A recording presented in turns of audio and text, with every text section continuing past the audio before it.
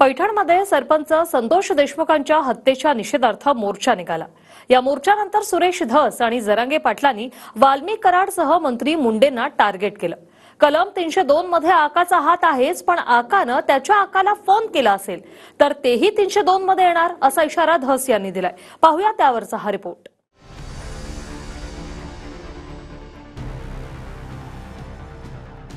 आका हा 100% 302 चा आरोपी आहे। आकाचा आका सुद्धा ओबी लाइन में खड़ा रह सकता है। बेत पीत नसतो मी धनंजय मुंडे, ते बनकारी तुम पुढे तरी बेत पीत नसतो। तू हे इतके मॅटर येत तुला कचकच दाखवतो। आता मनोज जरांगे कसतो आहे मागे लागत। सरपंच संतोष देशमुखांच्या हत्येचा निषेध करत पैठणमध्ये सर्वपक्षीय मोर्चा निघाला।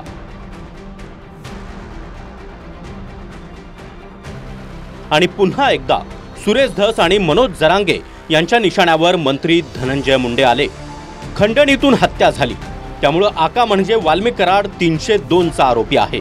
मात्र आकानं त्याच्या आकाला म्हणजे धनंजय मुंडेंना फोन केला असेल तर आकाही 302 च्या लाईन मध्ये येऊ शकतं असं सुरेश धस यांनी म्हटलंय।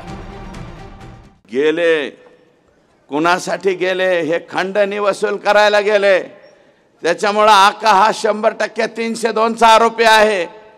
आणि ह्या मधल्या कालावधीत आका आणि आकाचा जर फोन झाला असेल तर आकाचा आका सुद्धा ओबी लाइन में खड़ा रह सकता है। 100% लाइन मध्ये आला पाहिजे। मी न्यायासाठी लढणार आहे, पण मी जातीवाद करत नाही। तुझी लाभार्थी टोळी आणखीन तरी धनंजय मुंडे तिला थांबव। तू खोलात चाललाय, तू फसत चाललाय, तू फसणार आहे। आता तू मला खेटलाय, आता बघतो तू ओबी। तू हे इतके मॅटर येत परळीपासून मुंबईपर्यंत पठ्ठ्या 25 तारखेचं उपोषण होऊन दी, तुला कचकच दाखवतो। आता मनोज जरांगे कसतो आहे मागे लागतो। विरोधकांसह सत्ताधारी सुरेश धस आणि प्रकाश सोळंके यांनी धनंजय मुंडेंच्या राजीनाम्यासाठी आक्रमक पवित्रा घेतलाय। तर धनंजय मुंडेंसह वाल्मिक कराडच्याही समर्थनार्थ ओबीसी नेते लक्ष्मण हाके उतरल्यात। प्रकाश शेंडगे यांनी देखील ओबीसी नेत्यांना टार्गेट केलं जात असल्याचं म्हटलंय। त्यावरून जरांगेंनी शेंडगे आणि हाकेंचा चांगलाच समाचार घेतला। खुनाचं राहिलं बाजूलाच आणि टार्गेट धनंजयला करायला लागलेत। या आता अजून भुजबळांचं अजून हे झालं, अजून त्यांचं हे झालेलं नाही आहे, पुनर्वसन झालेलं नाही। आता धनंजयला टार्गेट करायला लागले, नंतर पंकजाला टार्गेट करतील। एक एक ओबीसी नेत्याला असं टार्गेट करायचं सुरू झालं तर आम्ही शांत बसू शकत नाही। अलीकडचा काळ या जरांगे नावाच्या माणसापासून अलीकडचा काळ असा झालाय, दिसला ओबीसीचा माणूस कर टार्गेट। जर उद्या परवा तेरवा पुढील काळात जरांगे नावाच्या माणसानं असेच मोर्चे काढायचा प्रयत्न केला, धसाने राजकारण करायचा प्रयत्न केला तर त्यांच्या या प्रयत्नाला त्यांच्याच भाषेत उत्तर द्यायची जबाबदारी तुम्ही आम्ही सगळ्या तरुणांनी घ्यायची। ओबीसीचा काय संबंध याच्यात? खून करणार तुम्ही, पापी बांधणार तुम्ही आणि याच्यात ओबीसीला ओढणार। आम्ही कुठल्याही जातीला बोललेलो नाही आणि कधी बोलणार सुद्धा नाहीत, पण गुंडाला सोडणार नाहीत। माझ्यावर किती केसेस केल्या, आता केसेसचा सपाटा उठलाय माझ्यावर। तर संतोष देशमुखांच्या हत्येचा मुद्दा भरकटवण्यासाठी रिचार्जवाले आणले जात आहेत अशी जळजळीत टीका सुरेश धस यांनी लक्ष्मण हाकेंवर केली आहे। मनोज दादा, या मुद्द्यावरून मुद्दे भटकावण्यासाठी कधी कलाकार आणले जातात। मध्येच असे काही लोक ज्यांच्या प्रिपेअर कार्ड मधलं चार्जिंग संपलं की लगेच चार्जिंग केलं की कोणीकडे बोलायला सुरू करते। असे प्रिपेड कार्ड रिचार्ज पुढारी या महाराष्ट्रामध्ये व्हायला ते काहीही बोलते। आमच्याकडे फार माहिती, डेला रिसॉर्ट लोणावळा इथं 8-8 दिवस कोण कोणाबरोबर मुक्कामाला होतं ह्याची सुद्धा माहिती माझ्याकडे। सुरेश धस कुणाच्या रिचार्जवर निवडून आले किंवा निवडणूक जिंकले या प्रश्नाचं उत्तर सुरेश धसांनी पुढे येऊन द्यावं। कारण सुरेश धस यांना निवडणूक फंड कुणाकडून आला या बीड जिल्ह्यामधल्या लोकांमध्ये चर्चा आहे। की सुरेश धस यांना वाल्मिक कराड यांनी फंड दिलेला आहे. त्यामुळं सुरेश धसांनी दुसऱ्याच्या मोबाईलच्या रिचार्जवर बोलण्यापेक्षा किंवा दुसरं कुणाचं रिचार्ज शोधण्यापेक्षा तुम्ही आमदार कुणाच्या रिचार्जवर झाला याचं उत्तर या बीड जिल्ह्याला आणि महाराष्ट्राला द्यावं. परभणीतल्या सभेतून जरांगेंनी धनंजय मुंडेंना इशाराच दिला.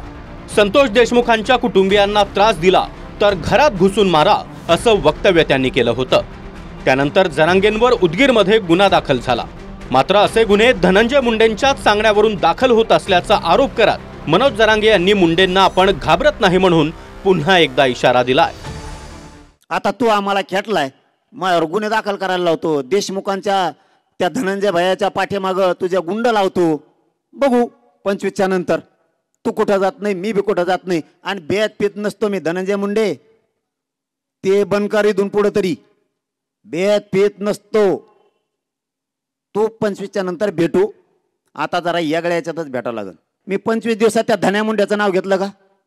तोंड सुद्धा नाव घेत नाही तो यासारख्या नासक्याचं. आम्हाला ओरिजिनल लोक लागते त्याचं नाव घेतो आम्ही. असल्या कसल्या माजुरड्याचं नाव नाही घेत आम्ही. आणि तुम्हाला वाटतं तुम्ही लाडमुठेत. अरे मराठी लाडमुठेत लय जायलेत मग मागं लागल्यावर. तू काय याचा कोणत्या झाडच का पाला आहे, पण आम्हाला हे राज्य शांत ठेवायचं, इथं कायदा सुव्यवस्था बिघडू द्यायची नाही. संतोष देशमुखांच्या हत्या प्रकरणी अजून धनंजय मुंडेंचा निकटवर्तीय वाल्मिक कराडवर गुन्हा दाखल नाही. पण हत्येशी संबंधित पवनचक्की खंडणी प्रकरणात कराडवर गुन्हा दाखल आहे. मात्र खंडणीतूनच हत्या झाली असून कराडवर हत्येचा गुन्हा दाखल करा अशी मागणी होतीये. वाल्मिक कराडनं माझ्या मोबाईलवरून पवनचक्की प्रकल्पाच्या सुशील शिंदेंना धमकावल्याची कबुली आरोपी विष्णू चाटेनं दिली आहे. त्यानंतर आवाज तपासण्यासाठी वाल्मिक कराडच्या आवाजाचे नमुने घेण्यात आले. तर वाल्मिक कराडच्या डोळ्याला देखील संसर्ग झाला असून कोठडीमध्येच त्याच्या डोळ्यावर उपचार सुरू आहेत. आता लक्ष वाल्मिक कराडच्या व्हॉइस सॅम्पलच्या अहवालावर आहे. मोबाईलमधील आवाज कराडचाच असल्याचं सिद्ध झाल्यास कराड हत्या प्रकरणात देखील येईल. दत्ता कानवटेसह संजय सरोदे, TV9 मराठी, पैठण.